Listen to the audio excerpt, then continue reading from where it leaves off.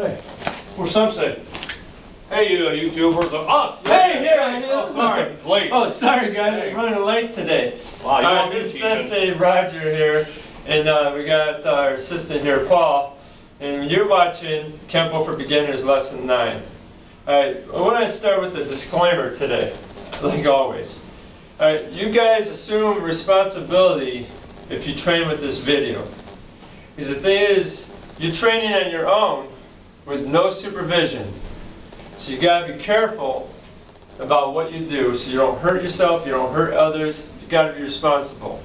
So make sure you watch how you throw your fists if you're hitting bags or anything like that. So, and if you end up getting in a self-defense situation and then this stuff fails you, I apologize if that happens, but we can't be responsible for situations that it's not foreseen. So be careful on how you train and use your discretion on about if you had to use it for self-defense. Alright, but I want to start with the quiz today before we get into the lesson. And you know at the end of the videos we put a little quiz from a quote. So we're going to do a little quiz here. I want you guys to leave a comment at the, after you watch this video, leave a comment. Let me know where you think that, that quote came from. Alright, the difference between a white belt and a black belt is the black belt never quit. Let's say that again. What do you think, Paul? Yep. The difference between a white belt and a black belt, the black belt never quit. That was a pretty good quote, and that hits right on the mark with what we're doing here on the Kenpo For Beginners. Alright, well, I hope you got your snorkel and your flippers because we're going to dive into the lesson now. I didn't write that. He didn't know I was going to say that. That's why he laughed. Alright, here we go. We're going to go into heel palm. Right, the heel palm, we're going to come in like this, and we're going to hit with this part of the hand. So, you're going to come out, you can do it this way, twist it straight in this way, you can twist it straight out that way. This is how I like to throw it a lot of times, is corkscrew it. Now, if you guys have watched my women's self-defense videos, the first two of them I was throwing the heel palms. Well, I wasn't doing it too much. I had one of my black belt girls do it, and she's like palming the crud out of me. So that's what about the heel palm. So like from here, alright, throw a punch. See, I can block here. There's the heel palm to the nose, temple. So the heel palm just comes straight out and hits with this. We got a kata that you're going to learn in the Kenpo for black belts, which is called Tiger and Crane, and it uses these palms coming out like this. See how it would come out that way and twist it? So there's the two ways that we're going to do this.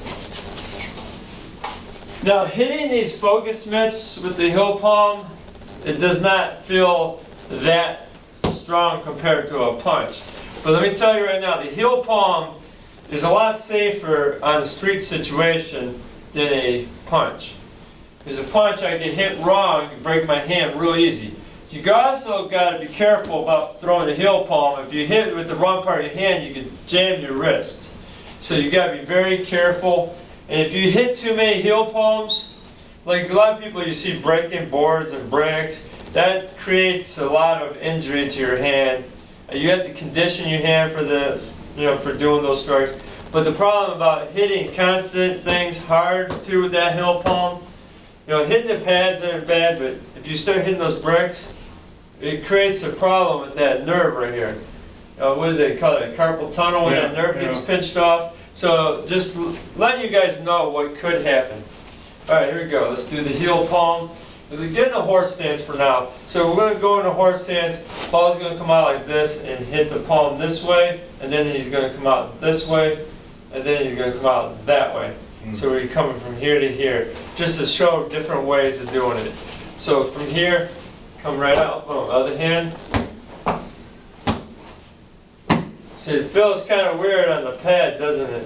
Yeah. I want to have you hold the pad first, and then I'm going to let you finish the other way, so you come out. I'm not a fan of hitting these focus mitts, because a lot of people sometimes don't know how to hold them, or the problem is, it just doesn't feel real to me. When you hit a person, it's totally different. That's why I like sparring. But from here, we're going to come out, hit the palm, hit the palm. Now bring it out a little bit here. Now, see this here? How my fingers are pulled back. I'm not doing this. I'm not giving them a high five. I'm coming in there. So from here, see a different way of doing it?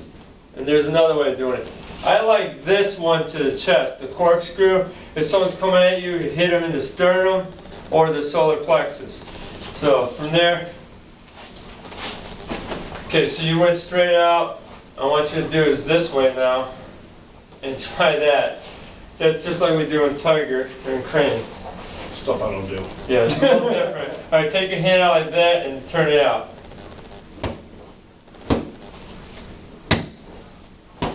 Okay, now I want you to corkscrew it. Corkscrewing it feels a little bit better.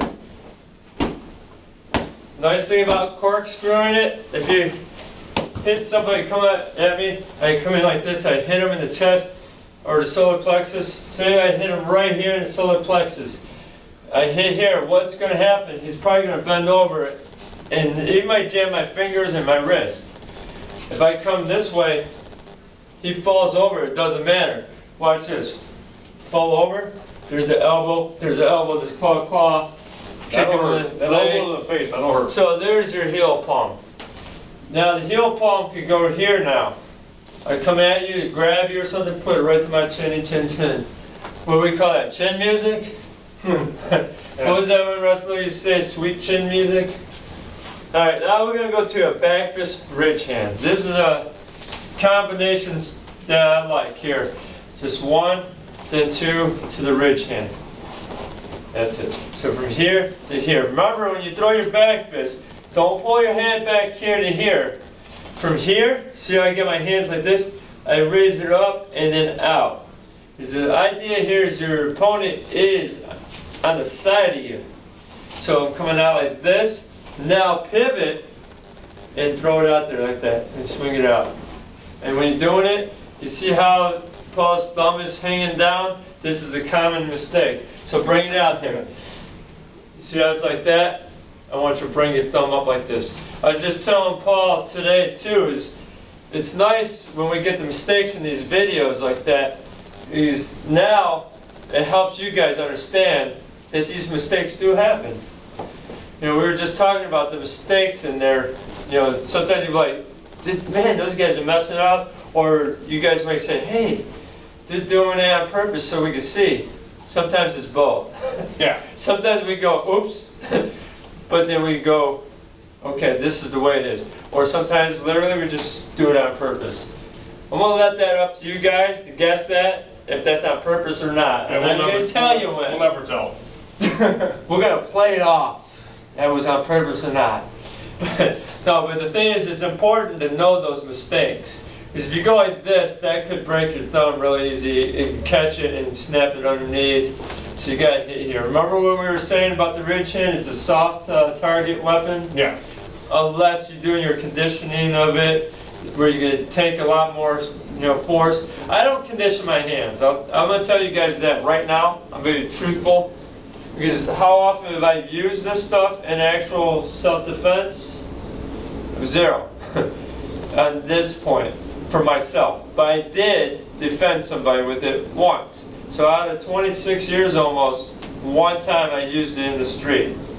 Now guys goofing around, I showed them off, like grab my hand for a moment, trying to pull me in a wrist lock or something. Like here, grab it like this, like you're trying to bend it. The guy I was working with was doing this the one time. So he's trying to put it in like this, so I just grabbed like this. I moved it like here, and then I took my hand in his head, put him on the ground. So easy. So I use this stuff passively, not trying to hurt him. Because I could have just came up here and wow, and knocked him out. But I didn't. But that's why I don't condition my hands, because I don't want to get arthritis in my hands, and I also don't want to have this big ugly hands where, I don't know if you guys ever seen the knuckles are so huge from them conditioning your hands, it's all calloused up. I'd rather not.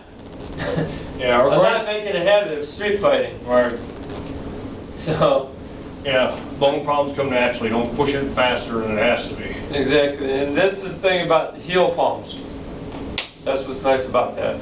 All right, anyway, let's go back to the back fist ridge hand. So we can spend a little more time on this video because we don't have as much content today. So that's why we'll spend a little more time with you guys, slow it down a little bit. All right, the back fist, I'm gonna hold this hand out here, then I'm gonna have this one out here. He could just do the same on 1, 2. So there's a couple ways you can practice that for here. This makes me feel better, like I'm more useful instead of standing here like this. All right, here we go. 1, 2. Here's a note for you guys that are using pads. Don't hold your hand straight out like this. Kick it back and all of a sudden you got a hyperextended elbow. Keep your elbow bent when you're doing this. And your wrist kind of tilted in a little bit. You don't want to hold your hand out, now your wrist gets bent back. This is why I say a lot of people don't know how to hold the pad. They're holding it straight up like they hurt themselves or the other person hurt themselves. All right, so from here, I got my wrist bent here. See how that works too? And my elbow bent. All right, so here we go. 1, 2. There's the back fist ridge hand. Technique time! I love these parts. Self-defense techniques. What does Tim Tramble say? You guys remember it? I put it on the other videos. These are just scripted moves with adaptability. So here's the script. He's throwing a right punch at me, I step, I block, I grab, I chop. So remember this is Chinese sword, this time I'm grabbing. So let's change the angle here, please. All right, he throws a punch, block, grab, chop.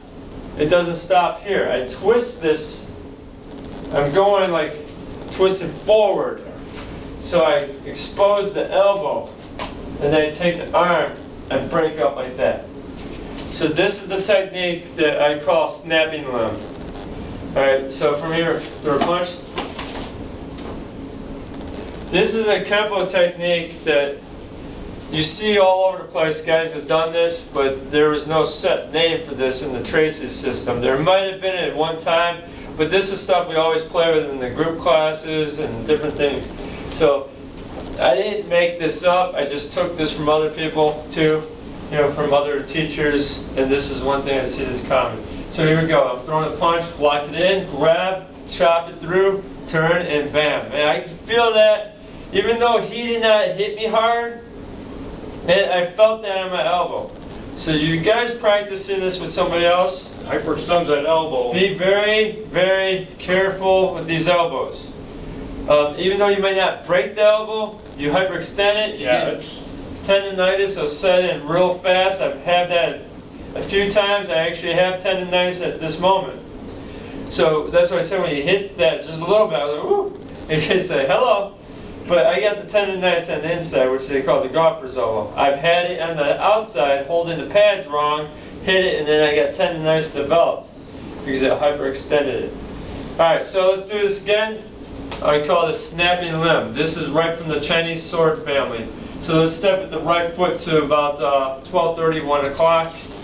So when we're doing this too, point your toes this way. Now turn your foot and your hips as you block, keep your cover hand. Now look, slice that through, grab. Come over top, chop it through, rotate the knuckles here, break up. Check it out, back fist, bam, hook. I mean, you got technique after technique. Alright, third punch. This is bonus. Then from here, look at this. Then in here, oh my goodness. You can go on and on and on because this is a scripted move. A lot of people are like, that's great and all, but no one's going to really come at you that fast. I mean, no one's going to, not that fast, I mean, they're not going to sit there and let you do that. Of course they're not going to let you do it, but throw the punch fast. Even if I miss this, look what I have. What did someone said to Al Tracy one time, right? Which, if you guys don't know who Al Tracy is, he's the grandmaster of the Kenpo system in Tracy's. He's a 10th degree black belt. He's been doing this a very long time. He trained with Ed Parker. He actually taught at Ed Parker's school. He actually ran at him and his brothers for a while. But the thing is, someone goes, oh, Master Tracy, this doesn't work. He goes, okay, throw the punch. So they go to do it, boom, knock him down, took him out. And he looks down at him and goes, "You're right, it doesn't work." What I got out of that story, I wasn't there for that one, but my instructor, Mark Miller, was there. And he was telling me that. And what I got out of that is basically, it doesn't have to be finished. Of course, it's not going to always work the whole technique, but just practice this stuff. The more you know, the more opportunities you have to use something that's gonna work. Yeah, it's insurance. It's insurance, guys. It's teaching you your movements. You know, it's teaching you how to carry on and follow through. So now that leads us into our short one kata. We're finishing it today, guys. He's so excited. He hates katas. Some of you guys hate katas, I know that. But I love katas, and there's a lot of us that do. I have a dysfunctional memory, okay? It's really bad. The thing is, most people have a hard time remembering katas. They think of it as one big move. No, it's a lot of moves or put together, that's all. So here we go, let's break it down. So we're going to do part 1 through 4. Now we're going to finish it. If you guys remember, we're going to bow, feet together. Well, now we bow. Feet together, then the bow. Step back, left foot. So you're facing 12 o'clock, right inward block. Hand on your side. Shift your foot. This is why I don't always tell you guys, but shift. Slide that foot back, shift. Now you're in position. That makes it easier, doesn't it? Yep. Block. Now you're going to look over here. So what is this, 9 o'clock? Say hi, 9 o'clock. That's 9. Here we go. Shift this foot. Step here. Make sure you're sideways. One common mistake. Do this for a moment. I'll do what I did before. Bring it all the way up here. All the way up. See what happens now, this is a common mistake. You square it up. Yeah. Okay, so now you gotta be like a boxer and change your strikes. No, we want to be more side stance here. Now bring your hand up, left outward block. Alright, left foot back. See how my hand's already here? Right outward block. Part 3 here, we're going to pivot, or look here, shift that foot, and adjust. Okay, right here, bring your right hand up, left upward block. Okay, shift my hip as I slide back. Left up, or left in, I mean, right up. Now look to the back. So that's 6 o'clock. Shift this foot as I step across here, downward block. See how my hand's on my side. Now you move your right foot straight back, pivot, look over here still, downward block with the left hand, look to the front as you shift, and you're right here. Now what's cool about this particular kata, if you do it properly, you can start in the same position. And end up in the same spot. And end up in the same I tried position. that. Hasn't worked yet, but I'm going to keep trying. I have done it. I'm not going to show it to you guys now, but yeah, it's so cool. I put pads up and I ended up right in the position. I was like, wow, that's so awesome. I heard it could be done and I did it. I was like, well, I guess it can be done. It took me about 7 weeks to figure out that it actually had a purpose. Like a diagram on the floor. Yeah. Well, that's because I kept screwing up. So we're going to do this one more time. I'm going to face it here. I'm going to do it by myself for a moment so you guys can see. So 12 o'clock is right here. Okay, let's get into a horse. Hands, bow. Step back left, shift like this, block it in. Step back right, shift, block it in with the left. Look over here. This is now our 9 o'clock. Step from here, hand up, left out. Shift, step, out. Look to the back, shift. Alright, from here it's going to be up, step, up. Look over here, down, down to here. So there's the short one from a different angle. So that's pretty much to the close here, guys. Now we have a goal here real quick. Is 8,000 subscribers is where we're coming close to. The goal is 10,000 subscribers by the end of 2016. So I know with you guys, you're watching these videos, a lot of you guys are signing up or subscribing real quick. And I really appreciate that. I want to say thank you. Thank you. And we're also getting close to 300 videos. 300 videos. That's on this channel. I got another channel called The.Grimesfactor. If you guys are looking for a little bit more than the martial arts, check out The.Grimesfactor. I have a little bit of martial arts that's not on this channel, but I also have other things that are just way out there. So you get whatever comes from the mind of Roger Grimes. So that's another channel. That one's about 200 videos. So check us out. If you haven't subscribed yet, Yeah, subscribe. what are they waiting for, right? Come on, subscribe. Thanks for watching. We appreciate it. God bless you.